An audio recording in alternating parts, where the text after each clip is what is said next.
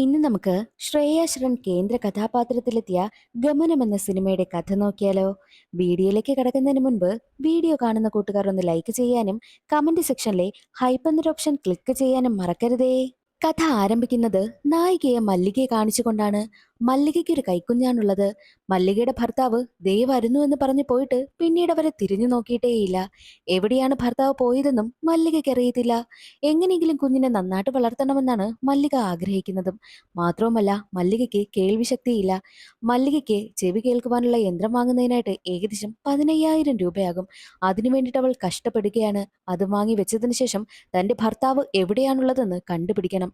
ഭർത്താവിനെ തിരികെ കൊണ്ടുവരണം. എന്നിട്ട് കുടുംബമായിട്ട് സന്തോഷകരമായിട്ട് ജീവിക്കണമെന്നാണ് മല്ലിക ആഗ്രഹിക്കുന്നതും. മല്ലിക ഒരു സ്റ്റിച്ചിങ് കമ്പനിയിലാണ് ജോലി ചെയ്യുന്നത്. ആ ഒരു സീൻ അവിടെ കട്ടായി ഈ സിനിമയിലെ അടുത്തൊരു മെയിൻ കഥാപാത്രമായ അലിയെ കാണിക്കുന്നു. അലിയുടെ ഏറ്റവും വലിയ ആഗ്രഹം ക്രിക്കറ്റർ ആകണമെന്നാണ്. അതിനു വേണ്ടിയിട്ട് അവൻ നന്നായിട്ട് പ്രാക്ടീസ് ചെയ്യും. പക്ഷേ പേര് അലി എന്നായതുകൊണ്ട് തന്നെ പല കോമ്പറ്റീഷനിലും അവനെ പങ്കെടുപ്പിക്കത്തില്ല. ഒരുപാട് മാച്ചിലൊക്കെ അവനെ ഒഴിവാക്കിയിട്ടുണ്ട്. അതിന്റെ സങ്കടത്തിലായിരുന്നു അലി. അലിയുടെ അച്ഛനും അമ്മയും മരണപ്പെട്ടത് കൊണ്ട് തന്നെ അവന്റെ മുത്തശ്ശനും മുത്തശ്ശിയാണ് അവനെ വളർത്തുന്നത്. അവന്റെ കാര്യങ്ങളെല്ലാം അവർ നന്നായിട്ട് നോക്കുന്നുമുണ്ട്. തന്റെ കൊച്ചുമകന്റെ വിഷമമെല്ലാം മനസ്സിലാക്കിയ മുത്തശ്ശന് അവനെ എങ്ങനെയെങ്കിലും സഹായിക്കണം എന്നുള്ള ചിന്തയൊക്കെയുണ്ട്. കാരണം അവനെ ഒരുപാട് മാച്ചിൽ നിന്നൊക്കെ ഒഴിവാക്കുകയാണല്ലോ. അലി ഒരു പണക്കാരി പെൺകുട്ടിയുമായിട്ട് പ്രണയത്തിലാണ്. പക്ഷെ അലി ഒരു മിഡിൽ ക്ലാസ് പയ്യനുമാണ്. ഈ ഒരു കാര്യം ആ പെൺകുട്ടിയുടെ അച്ഛൻ അറിഞ്ഞു കഴിഞ്ഞാൽ ഉറപ്പായിട്ടും അലിയുടെ കാര്യം ക്ലോസ് ആണ്. എങ്ങനെയായിരിക്കാം അലി ഇതിനെല്ലാം നേരിട്ടതെന്ന് വഴിയെ മനസ്സിലാകും. ആ ഒരു സീൻ അവിടെ കട്ടായി മൂന്നാമത്തെ കഥാപാത്രങ്ങളെയാണ് കാണിക്കുന്നത്. അവർ രണ്ടുപേരും സഹോദരങ്ങളാണ്. രമേശും സുരേഷും. സഹോദരങ്ങളായ ഇവർക്ക് അച്ഛനും അമ്മയും ഒന്നുമില്ല. അതുകൊണ്ട് തന്നെ ഫുട്പാത്തിലൊക്കെയാണ് അവർ കിടന്നുറങ്ങുന്നതും. മാത്രവുമല്ല എല്ലാ ജോലികളും ചെയ്യും. ആഗ്രയൊക്കെ പറക്കി വിറ്റാണ് അവർ ജീവിക്കുന്നത്. അവർ രണ്ടുപേരും സഹോദരങ്ങളായതുകൊണ്ട് തന്നെ ചേട്ടനായിട്ടുള്ള രമേശിന് തന്റെ അനിയനായിട്ടുള്ള സുരേഷിന് ഏതെങ്കിലും ഹോട്ടലിൽ കൊണ്ടുപോയി നല്ല ആഹാരം വാങ്ങി കൊടുക്കണം. ഇതാണ് അവന്റെ ജീവിതത്തിലെ ഏറ്റവും വലിയ ആഗ്രഹം. ഒരു ദിവസം അനുജനാണെങ്കിലോ തനിക്കൊരു കേക്ക് കഴിക്കണമെന്ന ആഗ്രഹം പ്രകടിപ്പിക്കുന്നു. ഉടനെ തന്നെ ചേട്ടൻ അനുജനെയും കൂട്ടി ഒരു ബേക്കറിയിലേക്ക് പോകും. അവരുടെ കൈവശം ഏകദേശം 10-20 രൂപയേ ഉള്ളൂ. അതിന് ചെറിയൊരു പീസ് കേക്ക് കഴിക്കാമെന്ന് കരുതിയാ പോകുന്നത്. അവിടെ ചെല്ലുമ്പോഴോ ഒരു കേക്കിന് 500 രൂപ വില വരുന്നു. അത് കേട്ടതും രണ്ടുപേരും ഞെട്ടിപ്പോകും. 500 രൂപയോ? ഒരു മാസം കഷ്ടപ്പെട്ടാൽ തന്നെ അവർക്ക് കിട്ടുന്നത് ആകെ 500 രൂപയാണ്. അങ്ങനെയുള്ളപ്പോൾ എങ്ങനെ കേക്ക് വാങ്ങുമെന്നാണ് രണ്ടുപേരും കരുതുന്നത്. സങ്കടത്തോടു കൂടി അവർ അവരുടെ വീട്ടിലേക്ക് പോകുന്നു. വീടെന്ന് പറയാൻ പറ്റില്ല, ഫുട്പാത്തിലാണ് അവർ കിടക്കുന്നത്. അവിടെ ഇരുന്ന് ഓരോ കാര്യങ്ങളൊക്കെ ആലോചിക്കുകയാണ്. അതിനുശേഷം നമ്മുടെ മല്ലികയെ കാണിക്കുന്നത്. മല്ലികയാണെങ്കിലോ ഒരു സ്റ്റിച്ചിങ് കമ്പനിയിലാണല്ലോ ജോലി ചെയ്യുന്നത്.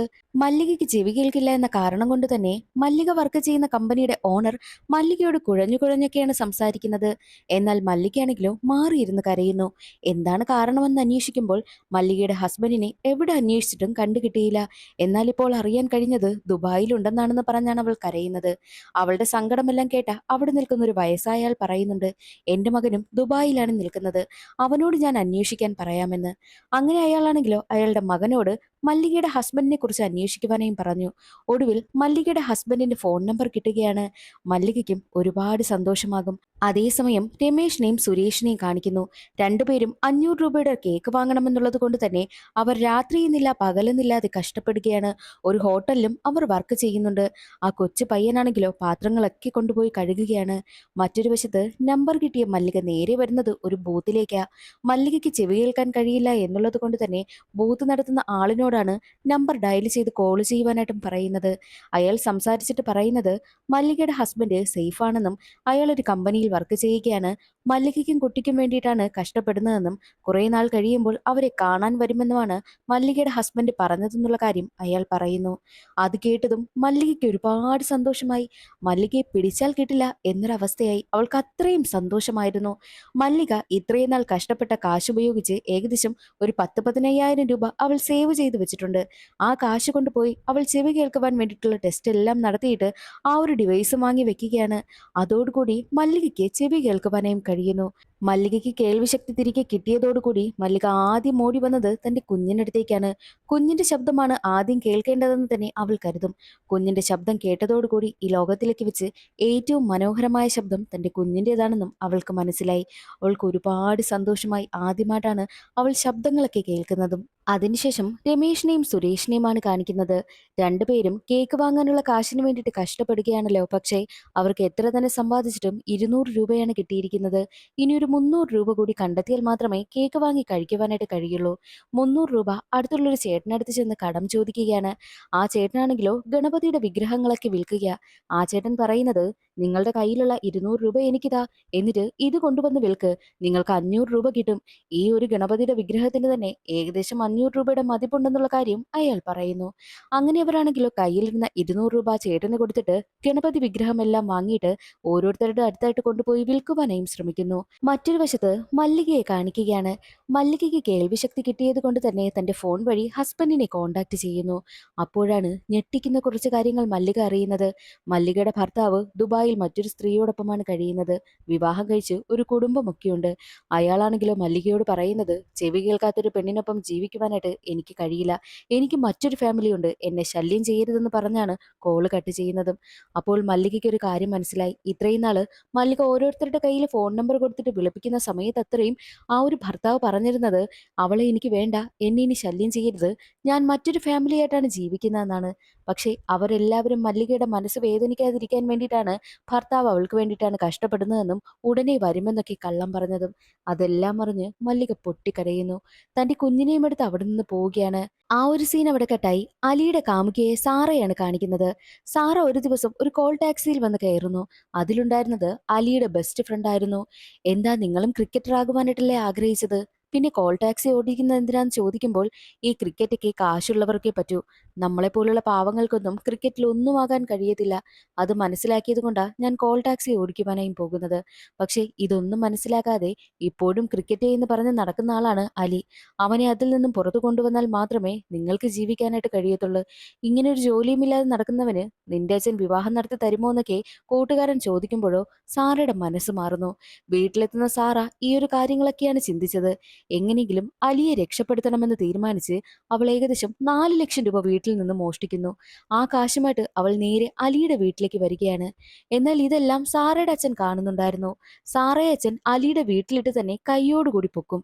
4 ലക്ഷം രൂപ നീ വീട്ടിൽ നിന്ന് മോഷ്ടിച്ചത് ഇവന് വേണ്ടിയിട്ടാണ്. ഓ, കുടുംബം മുഴുവനായിട്ടും പറ്റിക്കുവാനായി നോക്കുകയല്ലേ, കാശ് എങ്ങനെയെങ്കിലും ഒപ്പിക്കണം അതല്ലേ എന്ന് പറഞ്ഞിട്ട് അവര് മുഴുവനായിട്ടും അപമാനിക്കുകയാണ് ചെയ്യുന്നത്. സാറയ്ക്ക് നല്ലത് കിട്ടും. അതോടുകൂടി അലിയും അലിയുടെ മുത്തശ്ശനുമൊക്കെ നാണം കെട്ട് പോവുകയാണ്. നീ എന്തിനാടാ ഇങ്ങനെ ചെയ്യുന്നത്, നീ ഞങ്ങളെ നാണം കെടുത്തിയില്ലേ, പെൺകുട്ടിയുടെ കാശ് വാങ്ങിച്ചിട്ട് വേണോ നിനക്ക് ബിസിനസ് ചെയ്ത് ജീവിക്കാൻ എന്നൊക്കെ പറഞ്ഞ് മുത്തശ്ശൻ അവനെ ഒരുപാട് വഴക്ക് പറയുകയും അവന് വീട്ടിൽ നിന്ന് തന്നെ ഇറക്കി വിടുകയും ചെയ്തു. ആഗ്രഹിച്ച ക്രിക്കറ്റിൽ ഒന്നുമാകാൻ കഴിഞ്ഞില്ല. കാമുകിതെ അങ്ങനെ ചെയ്തത് കൊണ്ട് തന്നെ എല്ലാവർക്കും മുന്നിൽ അപമാനപ്പെടുകയും ചെയ്തു. വീട്ടിൽ നിന്ന് മുത്തശ്ശൻ ഇറക്കി വിടുകയും ചെയ്തു. മാത്രവുമല്ല സാറയുടെ അവസ്ഥയും മോശമാണ്.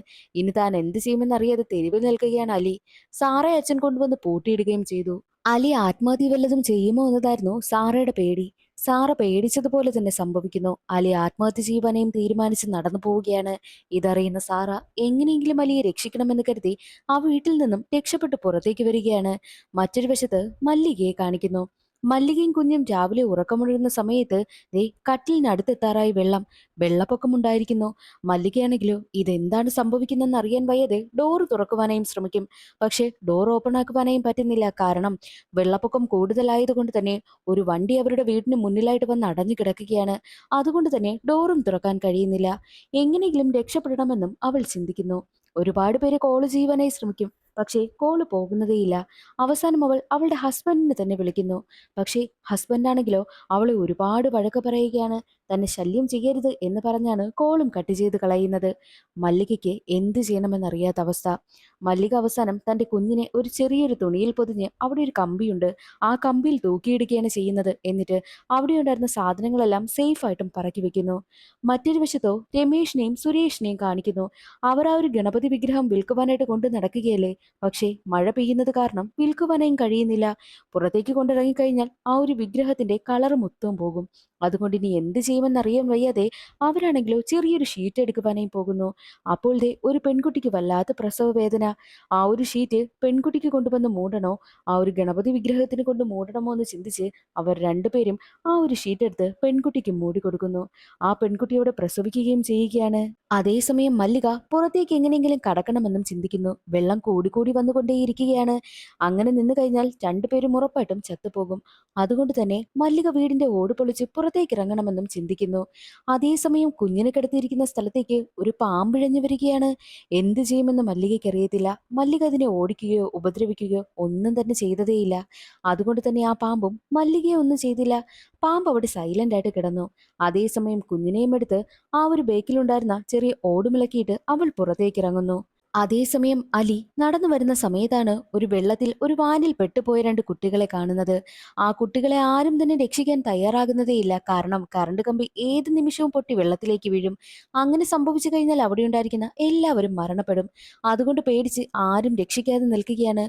കുട്ടികൾക്കാണെങ്കിലോ ഏത് നിമിഷവും എന്ത് സംഭവിക്കും. ഇതെല്ലാം അലി കാണുന്നുണ്ട്. അലി ആ കുട്ടികളെ രക്ഷിക്കുവാനും തീരുമാനിക്കും. കാരണം അവൻ ജീവൻ കളയുവാനായിട്ട് നിൽക്കുന്നവനാണല്ലോ. അതുകൊണ്ട് തന്നെ രണ്ട് കുട്ടികളെ രക്ഷിച്ചിട്ട് മരിച്ചാൽ എന്താ എന്നാണ് അവൻ ചിന്തിക്കുന്നത്. പക്ഷേ അലിയെ അന്വേഷിച്ച് അലിയുടെ മുത്തശ്ശൻ നേരെ പോകുന്നത് അവൻ ക്രിക്കറ്റൊക്കെ പ്രാക്ടീസ് ചെയ്യുന്ന സ്ഥലത്തേക്കാണ്. അവിടെ എത്തുമ്പോഴാണ് രഞ്ജി ട്രോഫിയിലേക്ക് അവനെ സെലക്ട് ചെയ്തു എന്നുള്ള കാര്യം മുത്തശ്ശൻ അറിയുന്നതും. മുത്തശ്ശൻ ഒരുപാട് സന്തോഷമായി. കാരണം ഒരുപാട് നാളത്തെ അലിയുടെ ആഗ്രഹമായിരുന്നല്ലോ അത്.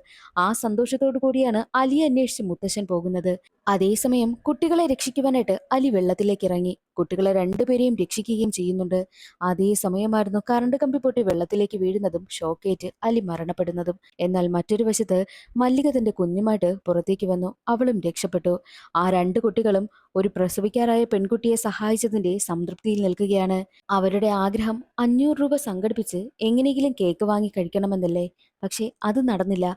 ഒരാളെ സഹായിച്ചതിന്റെ സംതൃപ്തി അവർക്കുണ്ട്.